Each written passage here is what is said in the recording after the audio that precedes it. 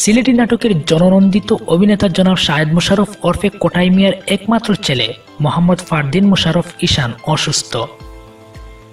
কোটাই মিয়ার একমাত্র ছেলের জন্ম হয় গত ২৬ জুলাই। জন্মের ৫ দিন পর ছেলের নামও রাখা হয় মোহাম্মদ ফারদিন মোশাররফ ঈশান।